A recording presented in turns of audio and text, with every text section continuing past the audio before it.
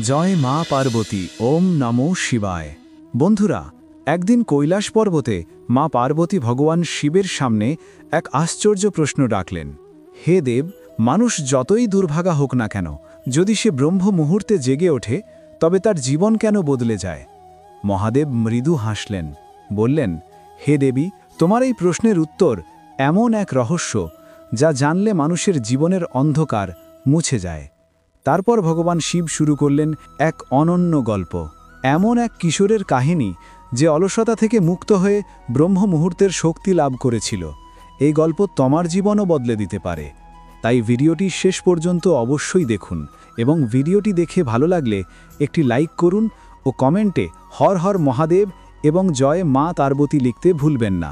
তাহলে চলুন বন্ধুরা, শুরু করি ব্রহ্ম মুহূর্তে ঐশ্বরিক যাত্রা, যা শ্রবণ করলেই দুর্ভাগ্য দূর হয়ে সৌভাগ্যের উদয় হয়। বন্ধুরা, অনেক দিন আগের কথা। কাশীন নগরীতে দিনু নামে এক বালক বাস করত। সে হৃদয়ে অত্যন্ত ভালো ছিল, কিন্তু তার একটি খারাপ অভ্যেস ছিল। সে প্রতিদিন খুব দেরিতে ঘুম থেকে উঠত। বাড়ির লোকেরা প্রতিদিনই তাকে জাগানোর চেষ্টা করত, কিন্তু সে কখনো সকাল 9টার আগে ঘুম থেকে উঠত না। যখন সে ছোট ছিল, তার পরিবারের লোকেরা ভাবত সময়ের সঙ্গে সঙ্গে এই অভ্যেসটি ঠিক হয়ে যাবে। কিন্তু যতই সে বড় হতে লাগল, এই আলস্য আরও গভীরভাবে তার মধ্যে জমে গেল। দুনিয়া উল্টে গেলেও দিনু কখনও তাড়াতাড়ি উঠত না। তার বাবা এই অভ্যাসে অত্যন্ত দুঃখিত ছিলেন। ক্রমে ক্রমে তার উপর নেতিবাচক শক্তির প্রভাব পড়তে শুরু করল। সে সবাইকে পাল্টা উত্তর দিতে লাগল। তার মন সর্বদা বিষণ্ণ থাকত, আর তার স্বাস্থ্যের উপরও খারাপ প্রভাব পড়ল। যখন সে জানতে পারল যে তার সব বন্ধু জীবনে সাফল্য অর্জন করেছে, তখন সে আরও বেশি হতাশ হয়ে পড়ল। ঈশ্বরকে দোষ দিতে দিতে সে বারবার বলতো, আমার ভাগ্যই খারাপ, আমি কিছুই পাই না। কিন্তু তার পিতা ভালো করেই জানতেন যে তার এই অসফলতার আসল কারণ হল তার আলস্য ও দেরি করে ঘুম থেকে ওঠা। একদিন তার পিতা এক মহান সন্ন্যাসীর কথা জানলেন। তিনি স্থির করলেন যে তিনি নিজের পুত্রের সমস্যা নিয়ে সেই সন্ন্যাসীর কাছে যাবেন। তিনি সন্ন্যাসীর সঙ্গে দেখা করলেন, সব কথা খুলে বললেন। সন্ন্যাসী বললেন, আগামীকাল তোমার পুত্রকে আমার আশ্রমে নিয়ে এসো, আমি তাকে একটি উপায় বলবো। পিতা বাড়ি ফিরলেন। তিনি জানতেন যদি তিনি সরাসরি বলেন তবে তার পুত্র রাজি হবে না। অতএব তিনি স্নেহভরে বললেন, বাবা, তোর সব বন্ধুরা জীবনে সাফল্য অর্জন করেছে, তুই কি সফল হতে চাস না? ছেলেটি উত্তর দিল, চাই তো পিতাজি, কিন্তু যখনই তাদের কাছে সেই রহস্য জানতে চাই, তারা কিছুই বলে না। পিতা হাসলেন এবং বললেন, আমি জেনে গেছি সেই রহস্য, কেন তারা সবাই সফল হচ্ছে। ছেলে উৎসাহিত হয়ে বলল, দয়া করে বলুন পিতাজি। পিতা বললেন, আগামীকাল প্রভাতে আমাদের এক সন্ন্যাসীর আশ্রমে যেতে হবে। যদি তুই সময় মতো পৌঁছাতে পারিস, তবে তিনি তোকে এমন এক মন্ত্র দেবেন যার দ্বারা তুই নিশ্চয়ই সফল হবি। কিন্তু একটি শর্ত আছে। ছেলেটি বলল, আমি আজ সারা রাত জেগে থাকব এবং সকালে সন্ন্যাসীর সঙ্গে দেখা করতে যাব। পিতা বললেন, ঠিক আছে, কিন্তু তার আজ্ঞা অবশ্যই পালন করবে। রাতে প্রথমবারের মতো ছেলেটি জেগে থাকার চেষ্টা করল, কিন্তু কিছুক্ষণের মধ্যে ঘুম তাকে আচ্ছন্ন করে ফেলল। ভোরে যখন তার চোখ খুলল, তখন অনেক দেরি হয়ে গিয়েছিল। সন্ন্যাসীর সঙ্গে দেখা করার সুযোগ হাতছাড়া হয়ে গিয়েছিল। পিতা বললেন, বাবা যে নিজের জীবনের শুরুটাই আলসরিয়ে করে, সে জীবনে সাফল্য কিভাবে পাবে? যাও, আবার ঘুমোতে যাও। এই কথা শুনে দিনু গভীরভাবে ব্যথিত হল। সে মনে মনে সংকল্প করল, আগামীকাল আমি অবশ্যই সময় মতো পৌঁছব। সে নিজের পায়ে সামান্য একটি ক্ষত করল, যাতে ব্যথার কারণে তার ঘুম না আসে। এটাই ছিল তার জীবনের প্রথমবার যখন সে প্রভাতের সূর্যোদয় দেখল। সে সঙ্গে সঙ্গেই প্রস্তুত হয়ে সন্ন্যাসীর আশ্রমে পৌঁছে গেল। সেখানে গিয়ে দেখল সন্ন্যাসী ও তার শিষ্যরা গভীর ধ্যানে লিপ্ত।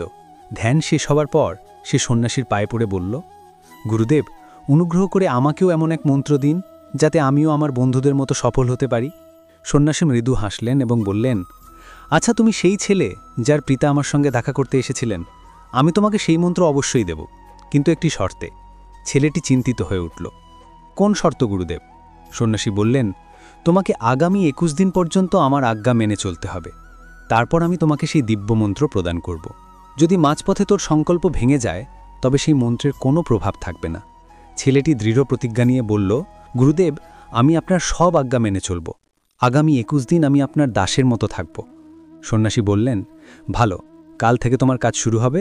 তুমি এখানেই আশ্রমে থাকবে, ব্রহ্ম মুহূর্তে জেগে উঠবে, ধ্যান করবে এবং আশ্রমের কাজে সহায়তা করবে। তোমার সংকল্প দৃঢ় রাখো। প্রথম কয়েকদিন সব ঠিকঠাক চলল, কিন্তু অষ্টম দিনে তার সংকল্প ভেঙে গেল। সে আবার দেরি করে ঘুম থেকে উঠল। ভোরে যখন তার ঘুম ভাঙল, সে গভীর অনুতাপে ভরে গেল এবং কাঁদতে কাঁদতে সন্ন্যাসীর পায়ে পড়ে বলল, গুরুদেব, আমার থেকে বড় ভুল হয়ে গেছে, এখন আমি কখনো সফল হতে পারবো না। সন্ন্যাসী স্নেহভরে বললেন, না পুত্র, আবার শুরু করো। অসফলতাই সফলতার জন্যে। এখন দৃঢ় সংকল্প নিয়ে এগিয়ে চলো। ছেলেটি জিজ্ঞাসা করল, গুরুদেব, ব্রহ্ম মুহূর্তে ওঠা এত প্রয়োজনীয় কেন? এখানে সবাই এত সকালে কেন জেগে ওঠেন? তখন সন্ন্যাসী তাকে গভীর আধ্যাত্মিক জ্ঞান প্রদান করলে, রাতকে 4টি প্রহরে ভাগ করা হয়েছে। প্রথম প্রহর হল রুদ্রকাল, সন্ধ্যা 6টা থেকে রাত 9টা পর্যন্ত। দ্বিতীয় প্রহর হল রাক্ষসকাল, রাত 9টা থেকে 12টা পর্যন্ত। তৃতীয় প্রহর হল গন্ধর্বকাল, রাত 12টা থেকে ভোর 3টে পর্যন্ত। আর শেষ প্রহর, যা মনোহরকাল নামে পরিচিত, তাকেই বলা হয় ব্রহ্ম মুহূর্ত বা অমৃতবেলা, যা ভোর 3টে থেকে 6টা পর্যন্ত স্থায়ী হয়। এই সময় সমস্ত নেতিবাচক শক্তি নিষ্ক্রিয় হয়ে যায় এবং দিব্যশক্তি সক্রিয় হতে শুরু করে। ব্রহ্ম মুহূর্ত অর্থাৎ দেবতাদের সময়।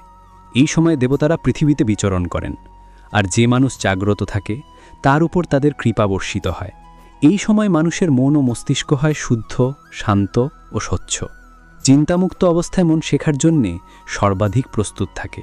এই সময় যদি অধ্যয়ন করা হয়, তবে জ্ঞান দীর্ঘকাল স্মৃতিতে স্থায়ী থাকে। প্রাচীনকালে মানুষ সূর্যাস্তের সঙ্গে দিন শেষ করত এবং সূর্যোদয়ের সঙ্গে নতুন দিনের সূচনা করত। এটাই প্রকৃতির সঙ্গে সামঞ্জস্যের রহস্য। ছেলেটি জিজ্ঞাসা করল, গুরুদেব, যদি আমি ব্রহ্ম মুহূর্তে উঠি, তবে আমাকে কি করা উচিত? সন্ন্যাসী বললেন, প্রভাতে উঠেই প্রথমে ধরণী মাতাকে প্রণাম করো। তারপর নিজের 2 হাতে তালু দেখো এবং ঈশ্বরকে ধন্যবাদ দাও যে তিনি তোমাকে আরেকটি শুভ প্রভাত দেখার সুযোগ দিয়েছেন। তারপর স্নান করো, যাতে শুধু শরীর নয়, মনও শুদ্ধ হয়। এরপর ধ্যান শুরু করো, কারণ ব্রহ্ম মুহূর্তে ধ্যানের সময় অত্যন্ত শুভ বলে মানা হয়েছে। যদি তুমি কোনো মনোবাসনা পূরণ করতে চাও, তবে সেই সময়ই ধ্যানে বসো। মেরুদণ্ড ও ঘাড় সোজা রাখো, সুখাসনে বসে চোখ বন্ধ করো এবং মনকে কেন্দ্রীভূত করো আজ্ঞাচক্রে, যা 2 ভ্রু মধ্যভাগে অবস্থিত। শ্বাস দীর্ঘ ও গভীরভাবে নাও, কিছুক্ষণ ধরে রাখো, তারপর ধীরে ধীরে মুখ দিয়ে বাইরে ছেড়ে দাও। এই প্রক্রিয়াটি 3 থেকে 4 বার পুনরাবৃত্তি করো। এই সময় নিজের মনোবাসনা মনে মনে উচ্চারণ করো। একই সঙ্গে নিজের ইষ্ট দেবতা ও গুরুর চিন্তন করো। যখন এই অনুশীলন প্রতিদিন করা হয়, তখন সেই ইচ্ছা অবচেতন মনে প্রবেশ করে এবং খুব অল্প সময়ের মধ্যেই তা পূর্ণ হয়। এটাই আজ্ঞাচক্রের শক্তি। সন্ন্যাসী বললেন, ব্রহ্ম মুহূর্তে করার সংকল্প কখনো বৃথা যায় না। এই সময় ঈশ্বরের কৃপা বিশেষভাবে লাভ হয়। ছেলেটি পরবর্তী 21 দিন সম্পূর্ণ নিষ্ঠার সঙ্গে এই নিয়ম পালন করল। এখন সে হয়ে উঠেছিল শৃঙ্খলাবদ্ধ, শান্ত ও আনন্দময় চিত্তের মানুষ। 21 দিনে সে আনন্দভরে সন্ন্যাসীর কাছে পৌঁছে বলল, গুরুদেব, আমি 21 দিনের সংকল্প সম্পূর্ণ করেছি। অনুগ্রহ করে এখন আমাকে সেই সাফল্যের মন্ত্র বলুন। সন্ন্যাসী মৃদু হেসে বললেন, পুত্র, গত 21 দিন ধরে যে অনুশীলন তুমি করে আসছো, সেটিই তোমার সাফল্যের মন্ত্র। যে ব্যক্তি ব্রহ্ম মুহূর্তে জেগে উঠে ধ্যান করে, সে জীবনে কখনো ব্যর্থ হয় না। তুমি এখন ব্রহ্ম মুহূর্তের রহস্য জেনে গেছো। এটিকে সারা জীবন পালন করো। এই পথই তোমার সিদ্ধির পথ। ছেলেটি কৃতজ্ঞতা ভরে তার পদে প্রণাম করল এবং প্রতিজ্ঞা করল যে সে সর্বদা ব্রহ্ম মুহূর্তের নিয়ম পালন করবে। তখন ভগবান শিব বললেন, হে পার্বতী, এখন নিশ্চয়ই তোমার জানা হয়ে গেছে ব্রহ্ম মুহূর্তের প্রকৃত গুরুত্ব কি?